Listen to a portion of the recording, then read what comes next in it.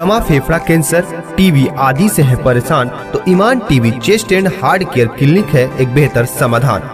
संपर्क करें डॉक्टर आजाद आलम से, centre point Chakiya road, Siwan. Siwan से राजद महागठबंधन के प्रत्याशी अवध बिहारी चौधरी लगातार जनसंपर्क अभियान चला रहे हैं और जो गठबंधन के नेताओं हैं उनके साथ बैठक कर 25 मई को होने वाले चुनाव को लेकर अपनी रणनीतियां बनाने में जुटे हुए हैं। इसी क्रम में राजद प्रत्याशी अवध बिहारी चौधरी दौरौंदा के लीलाशाह पोखरा के समीप एक होटल में पहुंचे, जहां महागठबंधन के नेताओं के साथ उन्होंने बैठक की। इस बैठक में माले के पूर्व विधायक अमरनाथ यादव के साथ माले, राजद और कांग्रेस के कई नेता मौजूद रहे। मीडिया से बातचीत करते हुए अवध बिहारी चौधरी ने कहा कि वे महागठबंधन के नेताओं के साथ बैठक कर वोटरों को अपने पक्ष में मतदान करने के लिए जागरूक कर रहे हैं। इस दौरान अवध बिहारी चौधरी सब पर भारी के नारे लगते दिखे। आइए आपको सुनाते हैं कि अवध बिहारी चौधरी ने इस मौके पर क्या कुछ कहा है। लोगों से सबने अपना विचार 2024 के पार्लियामेंट के चुनाव में यहाँ जो हम खड़े हैं हमको वोट देने के लिए उन्होंने अपील किया।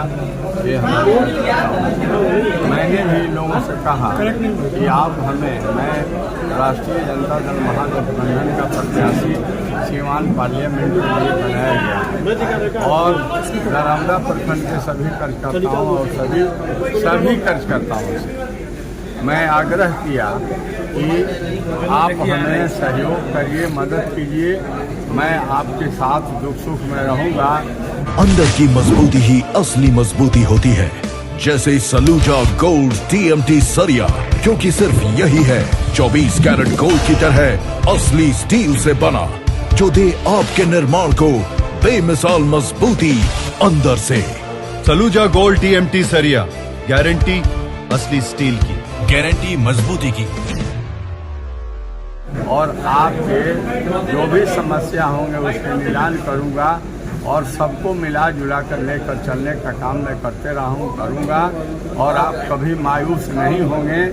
जो भी समस्या आपके सामने आवे उस समस्या को मेरे पास लाएंगे।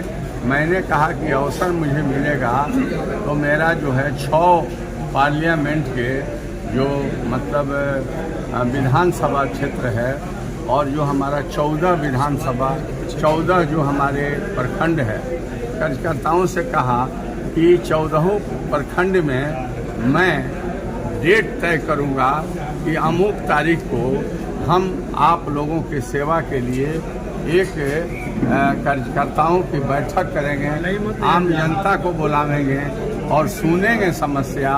वह डेट, वह तिथि, वह समय निर्धारित रहेगा ताकि आप अपने MP को खोजे नहीं कि हमारा MP कहाँ। चौधरी जी, बिहार के मंत्री मंगल पांडे ने यह कल कहा है कि यहाँ पे जो महागठबंधन है चुनाव हारेगी, लालू और तेजस्वी पटना छोड़ करके दिल्ली चले जाएंगे, मीडिया से भी नहीं मिलेंगे। 4 जून को आप देखिए। असल बात है, बड़े गंभीरता से उन्होंने कहा जी, जो NDA को क्या होने वाला है, वो लोग देश छोड़कर भागने की स्थिति में आ गए हैं। इस देश की जनता उनको भगाने की भीतर तैयारी कर रही है। इसलिए मंगल पांडे ने तो भविष्यवाणी किया लालू तेजस्वी के लिए नहीं, वो जो है NDA के नेताओं के लिए भविष्यवाणी कर दिया कि इस बार लगता है कि 24 के पार्लियामेंट के चुनाव में NDA हारेगी और हम लोगों को देश छोड़ करके भागना पड़ेगा। रोहिणी आचार्य पर भी उन्होंने हमला किया है कि अचानक कोई आ जाए तो क्या उसको लोग जिताने का काम करेंगे क्या? रोहिणी आचार्य का विदेश का है क्या? रोहिणी आचार्य जो है हम लोगों की बेटी है, हम लोगों की बहन है, इस बिहार के रहने वाली है, छपरा के रहने वाली है। आदरणीय लालू प्रसाद यादव जी राबड़ी जी की बेटी है, तेजस्वी जी की बहन है, हम लोगों की भतीजी है। इसलिए वो कहीं बाहर की नहीं है, वो आई है और इतना अच्छे तरीके से वो लोगों से मिल रही है। आप कोई जाता है, प्रणाम करती है, आप उनका हाथवा उठा करके अपने मुड़िया पर रखती है कि आशीर्वाद दीजिए। जितना अच्छे सलूक के साथ मिल रही है, बातें बोल रही है, तो रोहिणी आचार्य इस चुनाव में भारी मतों से छपरा लोकसभा से जीते। हिना साहब ने कल अपनी सभा में एक बयान दिया हुआ है। उन्होंने कहा है कि हम चुनाव लड़ते थे तो लोग साथ में रह करके और कहीं और काम करते थे। देखिए, उनके बातों का मैं कुछ नहीं कहूँगा, इसलिए कि उनके चुनाव में हमारे सारे जिला के सभी हमारे गांव के कार्यकर्ता और सभी भाई जान प्राण लगाते थे। मेरे जैसा आदमी घाम का परवाह नहीं करता था।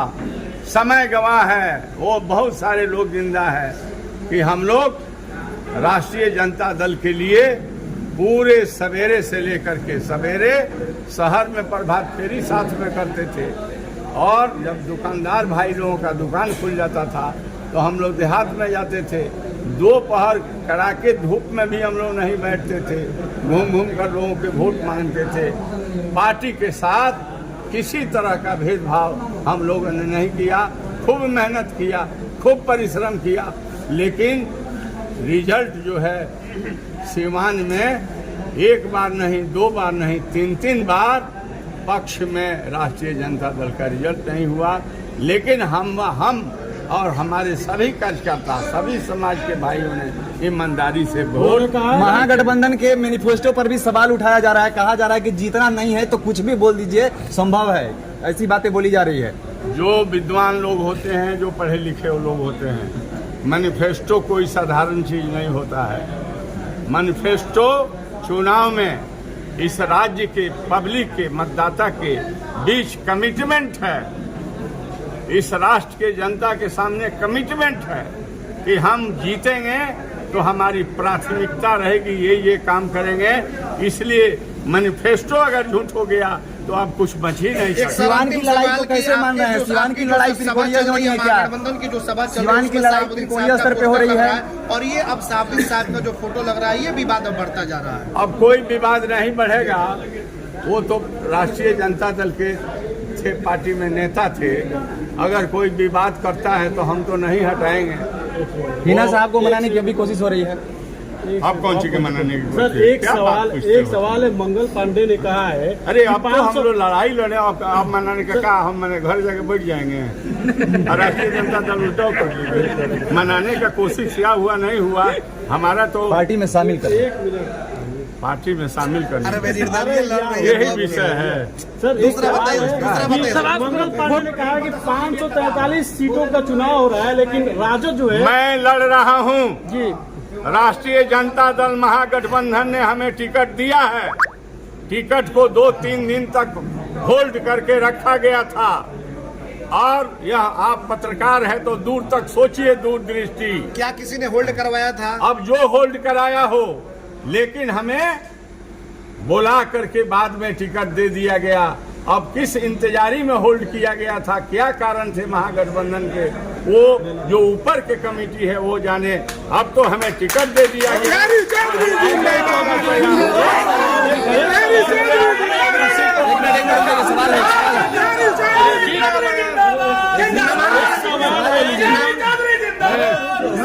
नामांकन कब होगा? कुछ अपील करेंगे नामांकन? हम नामांकन 30 तारीख, सुनिए, 30 तारीख को नामांकन करेंगे। 30 तारीख किसी कहाँ से निकलेंगे ये बता, अपील कर दीजिए जी। अब सिवान में ही हम कहीं से निकलेंगे, जहाँ से निकलेंगे, जहाँ जगह होगा। अवध बिहारी चौधरी जी, मंगल पांडे ने बयान दिया है कि 543 सीटों पे चुनाव हो रहा है, 40 से कम सीटों पर चुनाव लड़ने वाली राजद घोषणा पत्र जारी कर रही है, जो हंसी का पात्र है। उस उनको देखिए, मैं तो अब क्या कहूँ, मैं कुछ बहुत गंदा बात बताइए। 40 से कम सीटों, एक बात आपको, उनको इस बात की जानकारी नहीं है कि ये जो है एनडीए गठबंधन है, INDI गठबंधन है, इंडिया गठबंधन है। यह घोषणा अकेले आरजेडी नहीं, इंडिया गठबंधन के घोषणा है और देशव्यापी घोषणा है। और एनडीए अपना घोषणा की है और इंडिया अपना घोषणा किया है, इसलिए 40 उसमें शामिल है। हम उसके हिस्सेदार हैं और वो लोग हम लोगों से हिस्सेदार है। इसलिए जो घोषणा है बिल्कुल पक्का है, और किसी ने नहीं कहा था कि पुराने पेंशन को लागू करेंगे, 1 करोड़ लोगों को नौकरी देंगे। ये घोषणा 200 यूनिट फ्री बिजली देंगे, 1 लाख रुपया महिला को देंगे, ये पढ़े लिखे लोगों को पेंशन, ये हम स्टाइपेंड देंगे। ये हिम्मत जुटा लिया है और सरकार जनता से अपील करते हैं कि एनडीए को बदलिए और देश में INDI इंडिया को बैठाइए। ये सारे घोषणा पूरे होंगे और बेरोजगार नौजवानों को नौकरी मिलेगी, रोजगार मिलेंगे और बंद उद्योग चालू होंगे।